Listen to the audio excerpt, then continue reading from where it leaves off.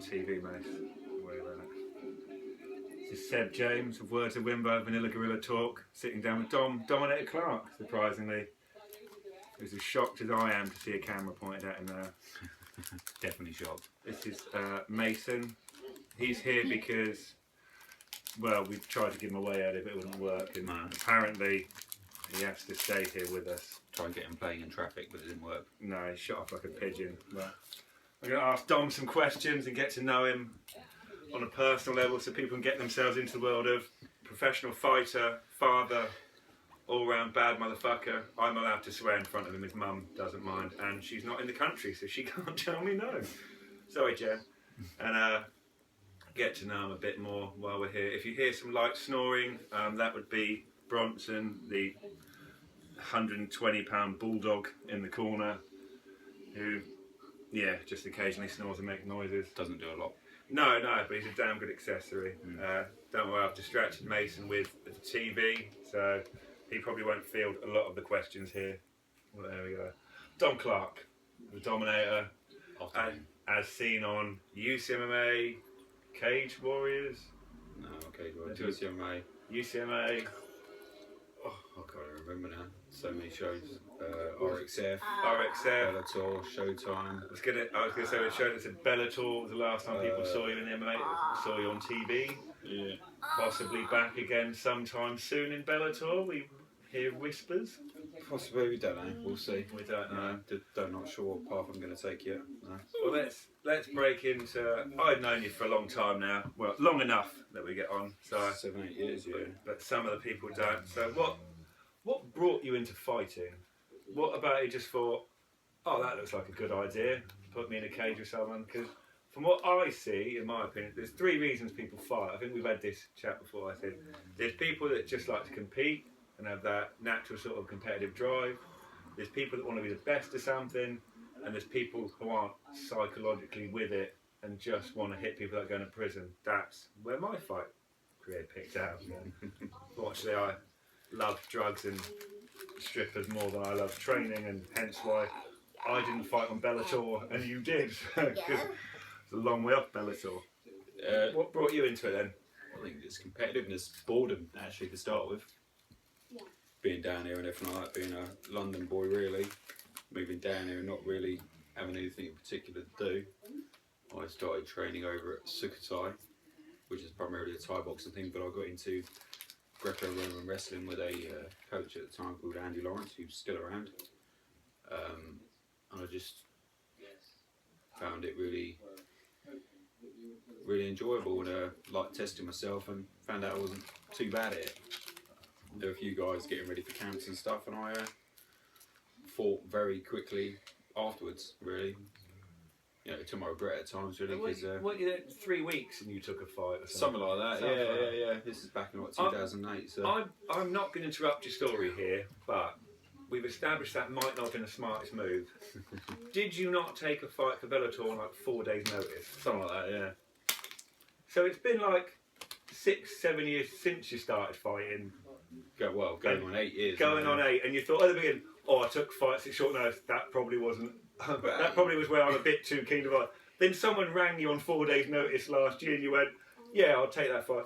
Against the number 15. Yeah, it's against number 15 ranked on the second largest MMA show in the world. Yeah. And you thought, yeah, this is good. Is this not one of the times where you sort of think, maybe, just maybe, it's not your mind that makes decisions, but the fact that you just quite like having a fight? Oh, definitely like having a fight. I can never train. All the logistics go out the window. Yeah. I will take my time. I will train. I will not take a short notice fight. Bellator, 4 days in. I'll do it now. Well, you get a call from a promotion like Bellator or stuff. You say no to them, you may never get that call again. Yeah. So especially at the ripe old age that I'm at, it's kind of like you just got to do it. And I think fuck it. I said people have to wear. Don't be fooled by his lovely caramel, unblemished, almost ceramic-like appearance. Dom is old. He is middle-aged. He is well past his prime. But if you look at the pair of us, one of us has weathered badly like old leather, and the other one has still managed to see that lovely sort of lovely ceramic gloss that stayed with you. It's the natural genetics for my mother, thankfully, and the MCT oil was probably a bit of stuff like that, and not polluting myself for the last few years. Really, I did that all in my 20s. So me too, and all through my 20s and teens. And some I can't even say it's early nights and healthy food because it's not. No. I've just been very fortunate not to have my face wrecked over 24 fights. I know you are a good-looking motherfucker. I'll give you credit. If I was almost into men, I'd almost be trying to get into you. Probably almost fitting you as well. Almost. Couldn't get it all in. We're friends. I couldn't do that. It'd be cruel and inhumane. And you'd have to turn around and take it back. Yeah, that's true. I've seen you fight. You're aggressive. The ground and pound is not something I want to be on the end of. No, definitely not. No. Just the way it works. But family life. Obviously, you have a child. That would be. I have a child. This Mason thing. Who's there? So how do you? This is a bit people don't get because people see a fight and they see like a few sort of Instagram and Facebook Snapchats of some training camps and a bit of fighting here and there. The effort and time consumingness of having a family, having a full-time job and everything else. How the fuck do you balance that? How do you just even try and contemplate thinking, I'll take a fight, I've got a 50-hour week day job, I'm on the road, I work in the evenings as a gigolo dancer. See him at the Dream Boys, Dom the Dominator Clark. On stage, in the cage, he is well worth looking at, I tell you ladies. I've seen the routine. I was the guy at the back shouting, show me your dick, Dominator, show me your dick, until management and security asked me to not do that for a while. So. Yeah, and the crowd were quite surprised at it. So so I told them I was your choreographer. They were. They just looked at me. I was like, I can dance. I can't. Yeah. Wing it every week. I've seen your snake hips. Like Shakira said, the hips don't lie. How do you even think of finding time for? Probably very poorly. I probably neglect stuff along the way, but you only live once, and you got to pick and choose. I'd rather be sat in my ripe old age and decrepit and stuff, saying, "Well, I did shit. Fuck it." That is primarily how I live my life. It's got to be done. Sacrifices and mistakes are made and stuff, but it's been colourful. So yeah, I've seen the ride the last 5 or 6 years. We've been quite good friends. I've seen the ups and downs and the ins and outs. I've had the pleasure of sparring and rolling with you. Neither one of them were that pleasurable. Let's be honest. And drinking with you and partying. That was more fun. It was more fun. That was more time. A few interesting nights. That certainly was. Yeah, definitely. Yeah, it's been some fun times. Late nights, early mornings. There was no differentiation between night and day, really, was there? Not in my mind. Not in the gappy memory I've got. And considering the pair of us, let's be honest, the pair of us have trouble remembering to put our shoes on and find socks. And you've probably been hitting the head 1,000, 2,000 times over your fights. I've been hitting the head less than 10. And yet, you have to remind me. As you did say, we weren't going to remember to put socks on. I go, good point. I was walking around barefoot at the time. Yeah. I was like, oh yeah, socks. Just making sure we're going out for coffee. Make sure you're dressed. Possibly for any children out there who might be thinking of getting into drugs or whose parents don't want their kids fighting, then this is drugs. That is professional fighting. One of us has aged phenomenally better than the other, and it was the guy that was getting hit in the face. So I think that shows us that fighting's good, drugs are bad. Yeah, and definitely. Yeah, and children are questionable at this point in time. Yes, certainly colourful. Certainly, that is probably why I've aged the most. Yeah, I can imagine. I spent some time with him today, and I feel like I was older from this. Oh, when he chooses to run out in traffic and mind the cars, and he sprinted off like a pig out of a starter block. I said, would you touch? I said, don't touch anything in this shop, your hands are sticky. And he immediately grabbed the most expensive pair of shoes on the rack. Only £150 Timberland boots. We just said don't touch anything you can't afford to buy. And I know that he doesn't work. He can't afford shit. So that's the way it is. But he has more money than me. So. He's more money than me, and that's upsetting. Yeah, his nice little trust fund he's got going on. Yeah, he's doing better than the rest of us. But you know how much money I've got. We don't need to tell everybody. You don't need to tell anyone, so that encourages bank robberies and house breaking. Yeah. Trust me. People find out where you keep your money and other stuff. They soon turn up trying to find it. Definitely. I've got £8 million. You got £8 million. Fuck, I'm coming to you for a lot. Yeah. Fucking hell. Fuck, what kind of interest do they give on a savings bank nowadays? Fuck, I haven't got one. I haven't. He does. You got a piggy bank I can put some cash in. Jeez. He's got two. Fucking, what, 4 million each? Fucking hell. And why don't I pay for his fucking tango earlier on? That's how the rich stay rich. Oh yeah, well he flew to $5 a sandwich out of me, didn't he? £5. Yeah. £5 cost a fucking fortune. It really does. It's criminal. Absolute criminal. I've got £2. But since we're on the subject of family stuff, what's your family life like in support from not your wife and stuff, Jenny? She supports you, fine, but your sisters, dad, mother, all these people fighting. My dalliance with fighting didn't last very long. I am currently training to make a return. I've got something to tell you, but sir. my 2 seconds, sunshine. Okay. Your jobs are talking. My family hated the idea of me fighting or doing anything like that. Granted, they hated a lot of stuff I was doing in my life, but they hated the idea of even me training and then doing something in a controlled environment like in a ring or in a cage. They did not like any of that, and I had to ring me nan before and after every fight to let her know what was going on. Did your mum and people just go, yeah, go on, son, have a crack? Or were they like, really? Did they just go hold a mirror up to you and go, just look at it, just? I think don't damage that. My family are very kind of independent and adventurous, all scattered across the world, you know. As a kid, and if their mum wasn't particularly happy with me being suspended numerous times from schools. And this is where I was going to follow on from. Going, were there some issues in childhood that probably thought fighting was already going to be a factor, or some type of competitive? I think I must have been suspended half a dozen times just for fighting back in school. Just because everyone, as every kid, hyped up testosterone, young 12-year-old gets wound up hearing guys going, I shagged your mum and I shagged your sister. Never they didn't. They didn't. Just point out they didn't. Yeah, but it didn't stop me from caving their head in or running their face across railings. Yeah. But I was quite placid as an individual. I like to think I was, but no, it came as no surprise to my mum. Bless her heart. She's been through the mill with me. She's put up with a lot. She's a toughened Irish woman. Well, she lives in Ireland. She resides in Ireland. She's not Irish, but she's tough as nails, and I'm probably more like my mum than anybody. Isn't she like South London, moved Ireland, or East London? West London. My mum, she's. I was getting the north was next. West London is London was tough as they come. You know, mixed race. You know, been through the mill. Don't put up with any shit. One of those mums. Yeah, one of them mums, hard as nails. Yeah, come here, boy. Hard as nails, but soft-hearted, but you know, disciplined. Very disciplined. Yeah. She, you know, inbred it in all of us, and I think, you know, especially me and my older sister, definitely came out as the hard-nosed, tough sons of bitches that we are. So, mum's kind of accepted it. You know, she enjoys it. She doesn't enjoy it. My older sister Jessica, who lives in America, she lucky. Maybe not now with Trump. But yeah. Well, no, don't get her started on Trump. She'll kill somebody. Bless her. She'd be allowed to do that under Trump's gun laws. Self-defense. Yeah.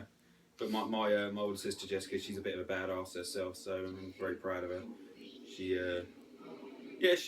loves and hates it. It's a love and hate thing. I think she worries about me and stuff, and worries I'm going to get injured, get hurt and stuff. But when I'm winning. So that's sort of like no one ever really worries when they watch a fight and they see their friend or partner something winning. The second you see someone you know take a solid shot, there's a wave of concern over people. I said I'd never really bothered me fighting anybody, in fact, but watching you guys fight and Jordan, our other friend, fights, you felt much more emotional about what was going on, because you figure it's your friend, you care about them, you get on, you know how hard they've worked, the hours they put in, the sacrifice they made. You want them to win, you want them to win convincingly and not get hurt or hit at the same time. So it's emotionally draining. I think if that's what you see as a friend from parents and family, that must be a hell of a lot more amplified. Well, I've got it from friends. You know, I get messages all the time from friends. You know, especially when I was looking into the UB bad night. But I've got very close friends of mine who worry a lot, like Amy and Claire and Tess and Carly and Lucy and numerous people I can name that constantly worry about me training and sparring and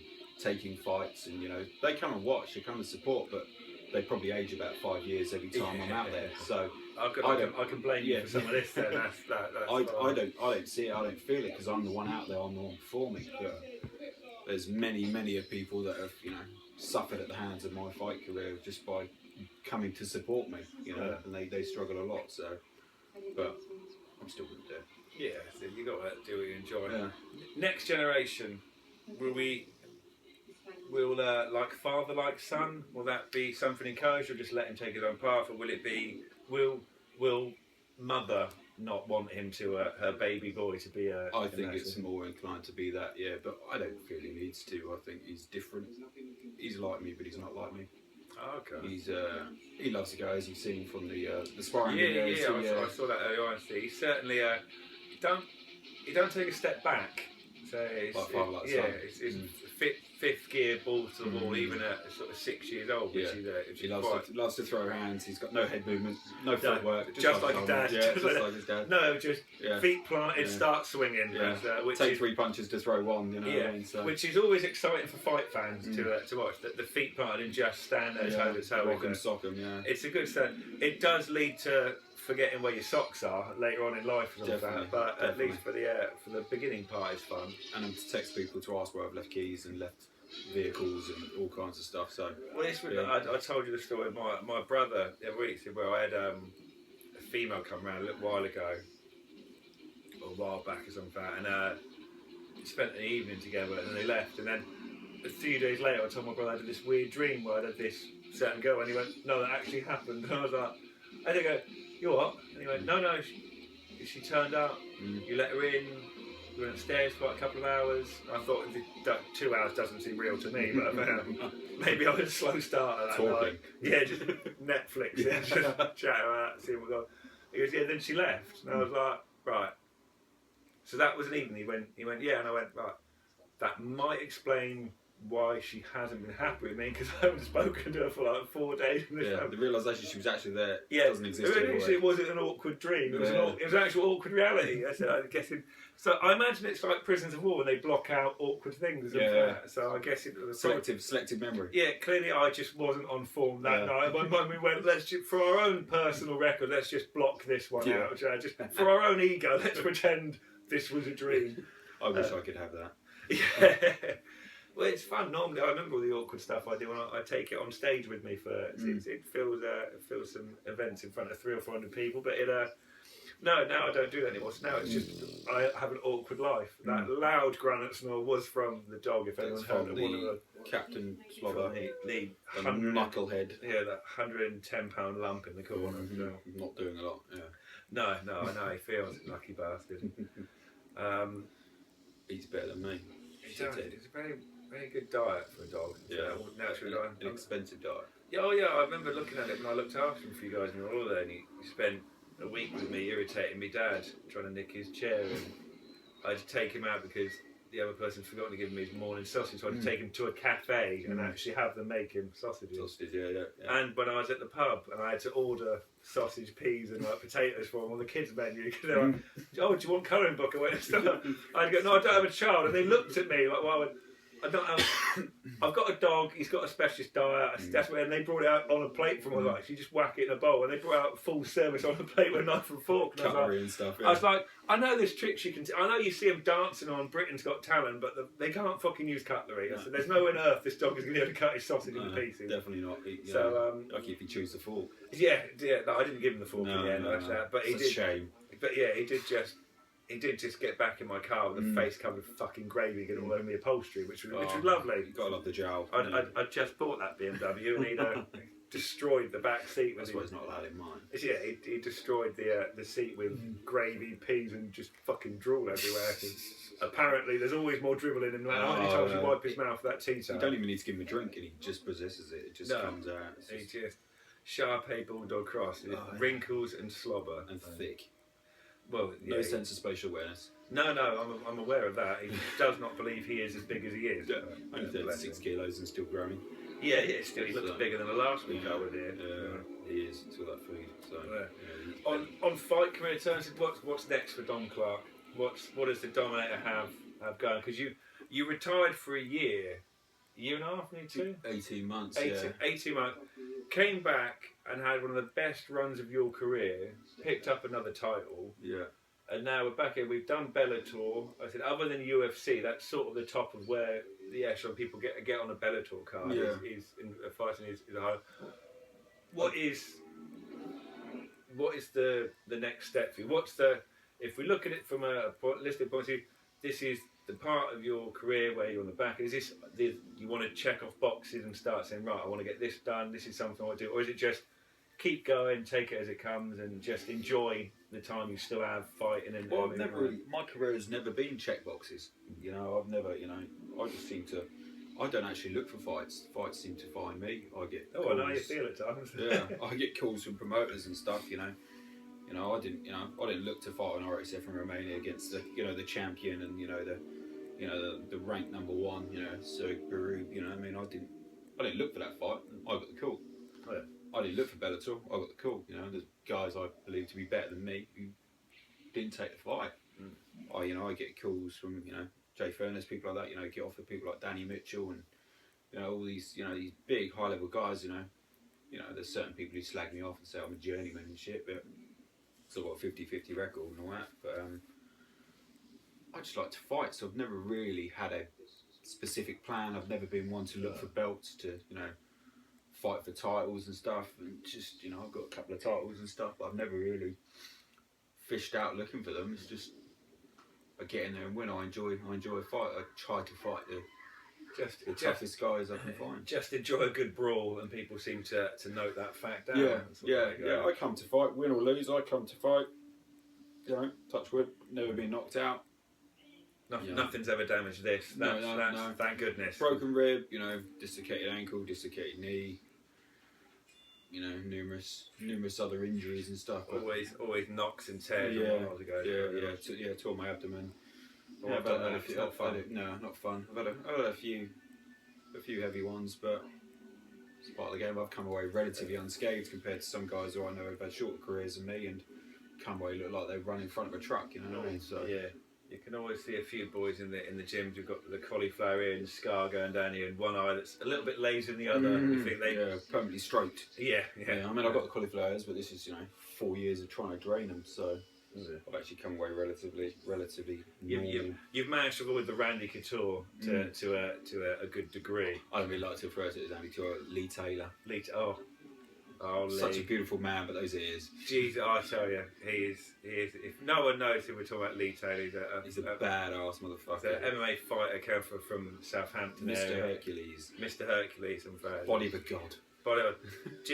Probably one of the prettiest men I've ever fucking seen. Just definitely.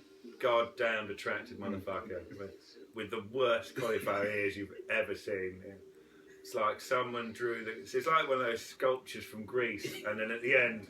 They're just like, I'll let the apprentice do the ears and just whack 2 clumps on the side. That'll do. He looks like Princess Leia from Star Wars. You know what I mean? He's got the old bagel nuts going there. Yeah. Just doesn't, but such a beautiful man. But what a face. What Jesus, a face, yeah, definitely. That would break hearts and sink ships if that came, if you saw that on the sideline. Break hearts. Yeah, Jesus, he was a good looking fella. Yeah. With a big old bell piercing right on his head.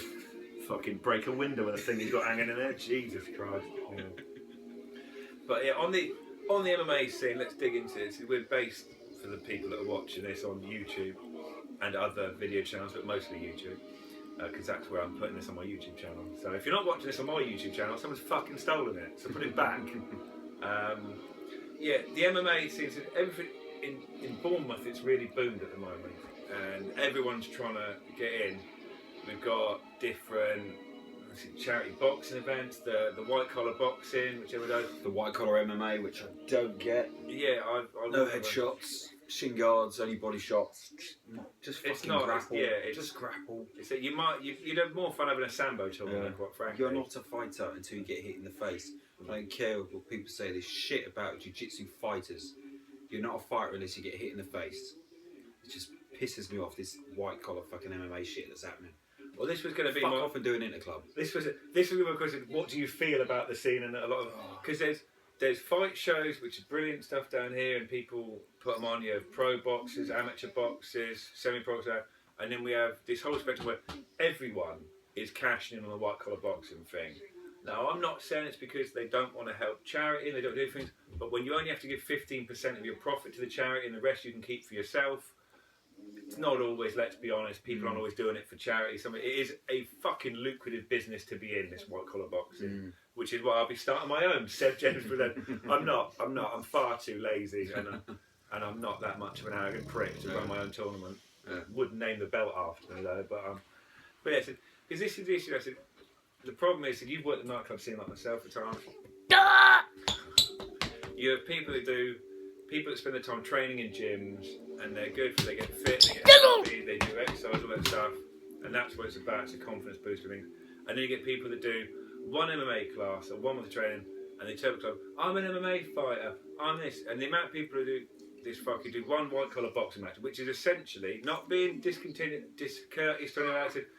Fair enough, you're getting something, having a go, but you're doing 8 weeks of sort of gentle training. It's like you're getting in there with somebody else on the same skill level who's done 8 weeks training, who's never done any fight work, because you can't have a fight record and be allowed to. That's meant to be the whole thing. It is something people who have no experience and they get in there and they have a go with somebody else who has no experience. That's what it's about. But the amount of people that do it, have 8 weeks training, do one fight, and then I'm greeted by a fellow, "Man, I'm a fuck if I want a white collar boxing fight." I mean, that's fantastic. That's pretty much like competing in an interclub. Yeah, I said pretty much. It's not, but it doesn't make you. I've probably got more respect for people doing interclubs because you don't know who you're fighting on the day. No. You haven't seen nothing. There's no footage. I've never done an interclub. No. You know, I've never done an amateur fight. I've never done an amateur or semi-pro fight. Yeah, you jump straight at the deep end after 3 weeks in your fight career. But having no idea and pretty naive to the game, you know, I ended up getting in there at pro level without really being pro level. So I still don't think I'm at pro level, but fuck it. Yeah. So I've probably got more respect for people doing interclubs than I have people doing fucking the white collar thing. You know what I mean? But each to their own. So I've seen a couple of nice ones come out of white collar boxing. I've seen a couple of lads that have done one and then they've got the bug and they've trained and then they've fought. They've not done the white collar stuff, but they've actually gone on and stepped up to like the next level, doing the amateur where it's just your boxing about. Because there's a certain extent, there's a very big difference between fighting sort of I don't even call it the amateur level, just boxing and getting put into boxing matches at other gyms on other fight events stuff than here, and people who do specifically amateur boxing, and then people that turn pro, and there's a vast difference between, and all of those are about 100 degrees above a white collar boxing fight. Yeah. It just does man up though, because you hear about the white collar boxing and stuff, but then there's some genuine boxers in this town who are shit hot, like Theon Thomas and Tony Angle and Steve Liddell. You know, these guys, I think these guys are class fighters, and they're not getting the matchups, they're not getting the breaks they deserve because it's just saturated with all these, and they can't sell the tickets because they're getting oversaturated with these white collar events, and it's just, you know, some of these guys are legit. Like Theon Thomas is one of the best boxers I think I've ever seen. Guy can't hold a match. He can't hold a match. You know, he just doesn't seem to get the support. Doesn't seem to get the rub of the green. He's just shit like that pisses me off. Oh, yeah. I'm no boxer. I don't claim to be a boxer. I'm not really interested in going that route, you know, unless it's really bad or something like that, you know. It's just, you know, I'll never get a fair match up anyway because of my MMA experience, you know, it will never be, you know, on even kill. So, but just some of the guys, like, you know, like Matty Leg and like, you know what I mean, like these guys, you know, they pay their dues, you know what I mean, they're good fighters and stuff, but you know, they're struggling down here because, you know, it's just oversaturated with boxers down here. Everyone's a boxer. Yeah. Everyone's got a fucking athlete page, you know what I mean? Since the whole, I think since the bug caught with Floyd Mayweather a few years ago this season, the interest in boxing and fighting general boomed. The boxing boomed. The amount of people putting on shows and stuff boomed. So I was involved with Total Collision and stuff like that. We did one of the most high-grossing shows that you could do down here in the south. I'm just saying, that's the kind of magic I brought to the fucking table when I was organising, when I was helping run things.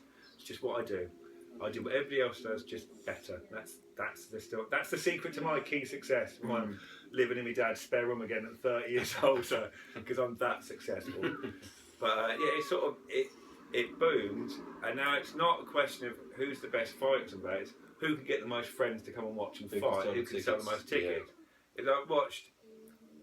I've seen events, seen some of the guys down here who fought and shows the fact, and they're brilliant. They've sold maybe like 20, 30 tickets on that. And to get 20, 30 people to part with their money to come see you on a Saturday night or a Friday night or drive an hour out of the town, some fact, takes a lot of doing because everyone says they want to help you out. No one actually wants to really part with cash. No one wants to drive anywhere other than to the town centre because they'll support you as long as it's very convenient. Yeah. And it's I'd love to come, but it's 2 hours away, so that's a bit of a drive for me. It's like, well, it's a 2-hour drive for you. The same 2-hour drive is made by the fighter.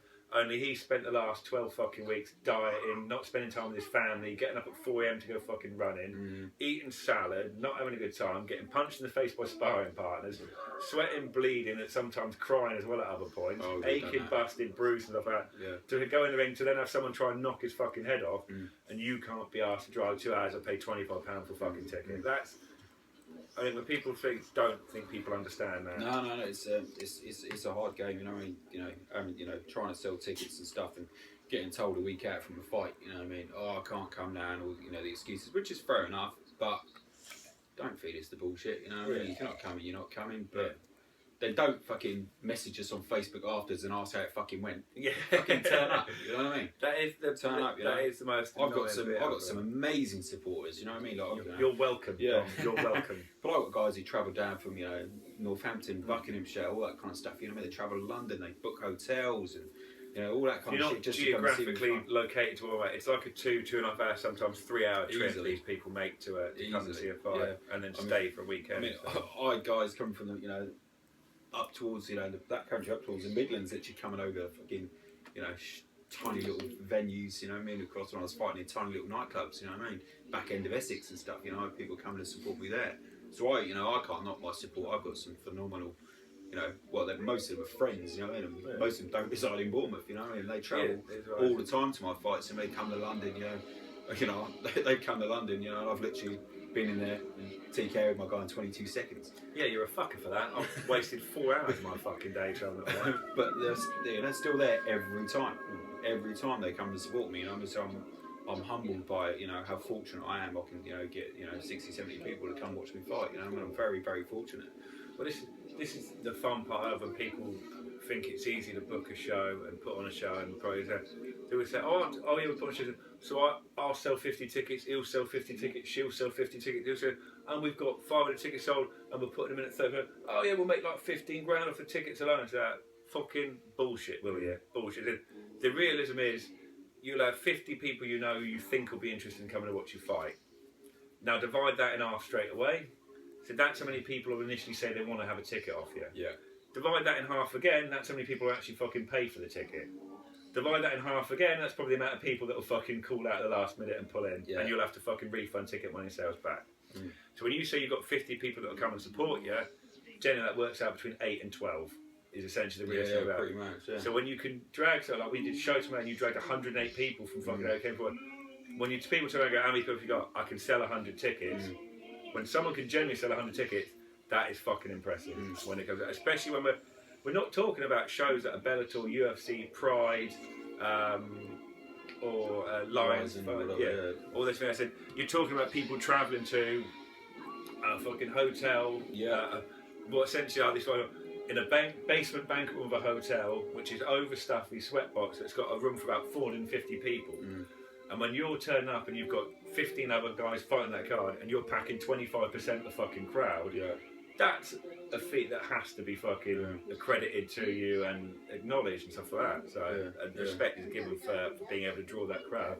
I don't think people understand the whole concept. If you haven't run an MMA event or a boxing event and you see how many fucking fights you have, how many tickets go, what you're doing with it, you appreciate a ticket seller when they turn up, and you appreciate an audience when they turn up to support. But it is quite hard for fighters, you know what I mean? Especially trying to sell tickets, trying to promote tickets. I mean, Facebook and network media are just absolutely swamped with fighters trying to push tickets, trying to make that little bit of extra money, trying to under the pressure to promote. Promotions find it hard. But this is the thing. No one wants to pay fighters anymore. No one wants to go, right, you turn up, you bang, regardless, 250 quid. You turn up, you win, double up, 250 becomes £500. Because that's at one point that's how it was. You got your fight. Here's your money for your fight. Here's your win bonus. Money for fight and win, double money. Now it's we can't really pay it, but we'll give you, you can take a percentage of all the tickets you sell. So immediately it's like, right, so I've got to sell like fucking 50 tickets at £5 each, with my share being £5 or 10 quid, to make what I should be getting as a fight purse just for fucking turning up. Yeah. So. I mean, when I first started, back in the day, me and Jordan were fighting. Literally, we were fighting for free. Jordan Miller, the most experienced young fighter out there. The youngest. Not young now, he's 30. I say, yeah, I know. But he's old. He's part of the 30 club. Jordan. Yeah. Your best years are behind you, my friend. Welcome. I'm 8 months into being. I'm 8 months into being 30. Trust me, it's fucking shit. but back when we were, Jordan's been fighting longer than me. But back when I was fighting on smaller shows with him and stuff like that, we're not getting paid purses. We're literally getting win bonuses and stuff like that. I mean, you sometimes you'll grab nothing. I say you wouldn't even get paid to fight. If you win, you'll give you some cash. If not, 100 quid win bonus. You spent 40 quid on petrol. I mean, it's like stuff like that. And then when I've got friends who promote shows now, and they're getting semi-pro guys asking for 200 quid. You know what I mean? Plus ticket money. Yeah. Mate, you're a great door. You're a lousy window. Get out of the way, boy. Get out of the way, mate. Well, Pikachu. Who was Pikachu? This is the thing I said. People say, oh, you get 250. They said, they've never had a fight before, and they want like 250 quid to fight, 500 quid to fight. I said, no. Here's how my last fight worked. Semi-pro, 50 quid, win, lose, draw. You got 50 quid. It was a 3-hour fucking drive to Hastings, and me and the boys at Advantage split the fuel. And they're taking, so you're thinking, oh, I've made 30 quid. Take out of that 9 weeks worth of training, paying for one-to-ones, gym membership sessions, supplements, food, travelling back and forth to the gym, going back. I was probably negative 750 quid. And I fucking lost. Yeah. so it was not a great outing. Why do I tell people I lost? Because you don't always win. That's just how fighting works. Well, unless you've got a pampered carear and you're not challenging yourself. Yeah, unless you've got I know a few guys who've got O's on their record. Yeah, but I've done very few camps, so I've actually walked away in a positive with with a bit of money in my pocket. Yeah, with a bank account in the black, not in the red. I chuck money in my my cornerman. I sort out fuel. I try my best to give them a little bit of dough towards it. The money's already gone just on camps. You know what I mean? It's very few fighters in the UK that I know that actually make money from the sport. I'm very fortunate. I've had some very supportive sponsors. Pitbull Fightwear, Memorial Benches, Nucleus Research. I've had some great sponsors. I do love Nucleus Research. I do love Nucleus Rick Spargo, bro. Yeah. Top man. Dominator turned me on to those. His promo code, and I have to say, Nucleus Research, fucking brilliant service. Absolutely fucking brilliant. Spargo's top bloke. I've known him for years. But we've I've been very fortunate with sponsors. They've been able to subsidise my training costs. Though I've been fortunate, that I've had camps where I've not had to pay what your standard person would have to pay just because I fought off the back of them. You know what I mean? But just coaching itself costs you money. You spend 150 quid a week. I mean, if you're working one-to-ones, you're working with your strength and conditioning coaches. Oh, yeah. You're taking time off work. You know what I mean? That's the bit people don't get. So not only are you paying out cash for training other stuff, you're taking days off your day, so you're losing money on that. You've lost pay for. You've woken up now, Bronx. We're awake. He's the lion as a rose and Lion. giant cow. You can see his tail. But it is one of the things. I use it as example. I sponsor a fight at Jay Ferguson, the UB Bad. I'll do a little plug here. He's fighting for the British super middleweight title. Rematch, bro. Let's go. Let's July get it. 1st, Let's get it. July 1st, O2 Indigo in London, Wembley. Check him out on Facebook. Go to BKP or Jay Ferguson. The Cobra is his fan page. I looked into sponsoring him. My adult stuff, silkplay.co.uk. You can find us with the most prime selection of dildos and sex toys on the market. Or if you're not into sex, you can read my book, Addicted to the Life Cocaine Combat, by Seb James, found on Amazon. Over 15,000 units sold. Thank you very fucking much. The people said they would never sell a copy. You could suck my 8-inch cock. No. 7 3/4. I don't want to mislead the lady. When he's holding the other end. Yeah, when I'm stretched out. So you do your reach, you pull it out to make it look taller on the video. All counts. It's on the record. It does, mate. Long old reach. Don't include the ball sack, mate. No, I don't. Pull that bad boy back. No, I'll tell you, fucking hell. Like 2 scarred plums I've got at my age now. I'm into weird shit. Sorry, people. But yeah, so with Jason, I spoke to him about sponsoring him, and we worked out what he needed. He said, I'll give you X amount of money for when you start your fight camp to go to fighting. But in between that, so I've got him some t-shirts made. I said, all these other sponsors, people that are sponsoring, they literally just paid to go on his t-shirts. None of them. Still said they sponsor him. Oh yeah, he's got our logo shirt. No, I was the only one that actually fucking paid him. So about 8 sponsors he had. The only person who paid him was me. Now, to show you because I've had a mild dalliance with fighting before and I know what you go through, I gave him his set fee, which was his amount for every time we started the training camp. I also then, whenever he needed me, I paid for food, travel for him to Swipe and back from Cardiff. I'd send him money for, if he was short 20 quid, I'd send him that. If he needed some extra one-to-one, some a bit of kit, I'd send him money for that. I took him for lunch, I'd take him for dinner, I'd take him out. I'd ring and message him on a daily basis to make sure he was right, to know if he needed. Because if you're going to support someone, you actually have to fucking support them. Just whacking your fucking company logo on their fight shirt isn't doing shit. That's feeding your fucking ego and your company, and that's not helping a fighter. So if you're going to support people, you have to actually support them. People only seem to see fight time. They see the cameras of getting in the cage under the lights and shit. They don't realise the struggle around the rest of the time. You know what I mean? I work 3 jobs. You know what I mean? I've done, up to 70 hours a week. You know what I mean? You kind of have to support yourself. You know what I mean? Because there is no money really in fighting. You know, even, I know top level guys. You know, top in the UK and stuff. You still have to work. Still have to do PTs. Still have to do classes. We just had the blow from the UFC ally Quinter. Yeah. Who said that he came out and said, if they were paying me properly, he's I a wouldn't. state realtor. He sells houses. Good. I fight on the largest fucking mixed martial arts program in the fucking world, and I work part time as a fucking real estate agent because that's how much money I make in this career. He just knocked out Diego Sanchez. Fucking beautiful fight. Mike Perry, that knocker, beautiful elbow to Ellenberger. Yeah. Fucking gorgeous elbow that was. Absolutely fucking brilliant. If you've no idea who we're talking about, you are not a fight fan. If you can't name a few guys on the UFC main cards, you are outside of Conor McGregor. Outside of Conor McGregor, you're not a casual fight fan. You're not even a fucking fan. So. Well, as guys that I follow the UFC now, but I've been following back in the days when it was small. You know what I mean? But and people, I throw off names that I idolise.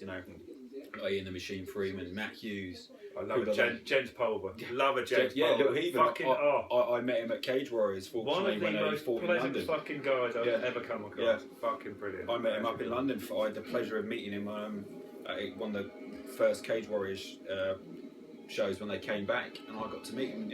Half the people were coming up to me when I sat there with my mates, like, "Who's that?" I'm like, "Are you kidding?" Yeah. This guy beat BJ Penn. He was one of the first lightweight UFC champions. He was the first lightweight UFC champion. Absolute little evil, absolute little badass. You know what I mean? Serious killer. Mixed martial arts Hall of Famer, and someone has to ask who they are. Yeah, but I get that with Ian Freeman. I mean, Ian Freeman he's the reason why I got into mixed martial arts. I love the guy, actually, and I get to fortunately class him as a friend. You know, I mean, I can WhatsApp him whenever I want for any kind of hits or advice. I get people down there ask me, like, never heard of him. I'm like, are you fucking kidding me? You claim to be a fan. You've only been around 5 years, mate. Fuck off. It's infuriating because these guys paved the way. You know what I mean? For me, and I've kind of been around since 2008. You know what I mean? These guys, you don't get the rub they deserve. Yeah. If you go back to the really early days of UFC, you can see Ian the Machine Freeman on there. So. He fucked up Frank Mir. That's probably one of his most. Rico Rodriguez, he smashed that guy. That guy, Rico Rodriguez, former champion. I've seen the YouTube clips. One of the best fighters, international fighters and UFC pioneers, and Ian beat the living shit off him. You're looking at Frank Mir, the former, former 2-time or just 1-time UFC? 2-time, I think. Yeah, because he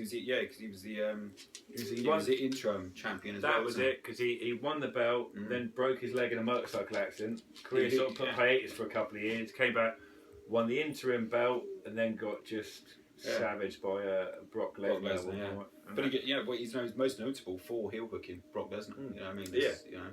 But numerous other fights. Serious boxing. Knocked out numerous guys. You know what I mean? This guy's like, people even question now, who's Frank Mir? Are you kidding? Are you kidding? Matt Hughes, my idol. You had fight fans, you were either a Matt Hughes fan or George St. Pierre fan. You're one of I preferred Matt Hughes, my brother liked George St. Pierre. I still prefer Matt Hughes to George St. Pierre. Matt Hughes is what I've got. I think I've got signed posters and pictures. I'm very fortunate. And there is one where he's ground and pounding what looks like George St. Pierre. No, that is not George St. Pierre. No, that is when he is TKOing Royce Gracie. To be fair, I can only see the arse and leg and shoulder of the person who's on top of. Signed memorial picture of memorabilia, what the fuck you call it? Memorabilia. I mean, Yeah. let's be honest, we both sometimes dribble and Yeah, slur that when we was- talk yeah. because we had certain head trauma. Yeah. So saying the word memorabilia is quite impressive on my point of view. Apparently concussed, the dog's got more sense than me, but Yeah, and he's not a Yeah, smart no, that's dog. against Royce Gracie. That is UFC yeah. 60, I believe. One of my favourite fights. It was one-way traffic, but two pioneers going at it. And Oh, Royce yeah. Gracie, I got the privilege of meeting him when I fought on the Bellator card.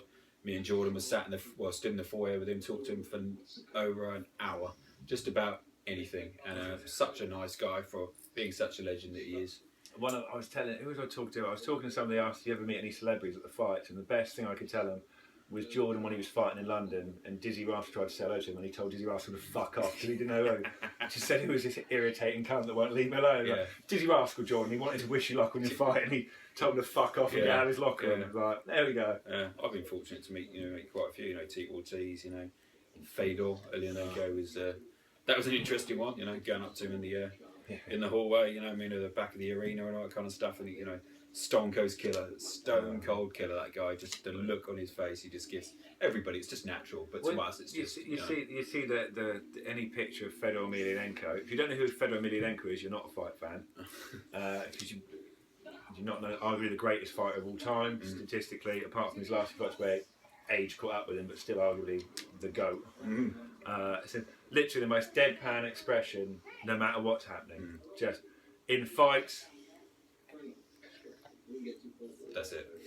That is it. Enough of that. The picture, the rest of the audience, where Brawl breaks out in front of him and he's just sat in a chair drinking, just sat there as if nothing. 8-man brawl in front of him, chairs go there, and he's just sat having a drink as if nothing's going on, just with his feet up, watching the world go by. A Stone Cold Killer who just calm under pressure. Speaking of dribbling Stone Cold Killers, Bronx. Stone Cold thick, not yeah, he looks the part. He looks the part.